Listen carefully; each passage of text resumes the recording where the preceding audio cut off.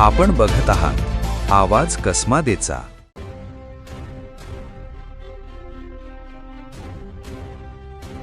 सटाणा शहरात चोरट्यांचा धुमाकूळ दिवसेंदिवस वाढत असून मंगळवार दिनांक 7 रोजी पहाटे सलग 2 ठिकाणी घरफोडीचे प्रयत्न आणि एका ठिकाणी घरफोडीची घटना उघडकीस आल्यानं नागरिकांमध्ये भीतीचं वातावरण निर्माण झालंय।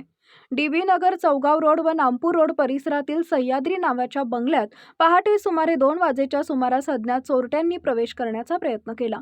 सेवानिवृत्त शिक्षक प्रभाकर नामदेव देवरे यांच्या बंगल्याच्या हॉलच्या खिडकीचे गच कापून चोरट्यांनी आत हात घालून दरवाजा उघडण्याचा प्रयत्न केला। मात्र घरातील सदस्यांना आवाज आल्यानं त्यांनी तात्काळ धाव घेतली असता खिडकीजवळ 3 संशयित चोरटे दिसून आले।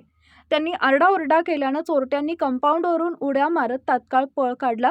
दरम्यान नामपूर रोडवरील श्रीकृष्ण नगर परिसरात या सुमारास दुसरी घटना घडली।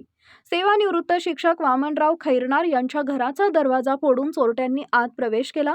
कुलूप व कोयंडा तोडून त्यांनी घरातील कपाटे उघडून सामान अस्ताव्यस्त केले। सुदैवानं खैरनार कुटुंब सध्या नाशिक इथं वास्तव्यास असल्यानं घरात कोणती मौल्यवान वस्तू नव्हती, त्यामुळे चोरट्यांच्या हाती काहीच लागलं नाही। याशिवाय सीमानगर परिसरात मध्यरात्री 2 ते 3 वाजण्याच्या दरम्यान 3 संशयित चोरट्यांचा वावर सीसीटीव्ही कॅमेऱ्यात कैद झालाय। हेच टोळके विविध भागात फिरत असल्याची शक्यता व्यक्त केली जाते। गेल्या काही दिवसांपासून नव्यानं विकसित होत असलेल्या वसाहतींमध्ये पहाटेच्या सुमारास घरफोडीच्या घटना घडत आहेत। सतत घडणाऱ्या या प्रकारांमुळे नागरिकांमध्ये असुरक्षिततेची भावना तीव्र होतीये।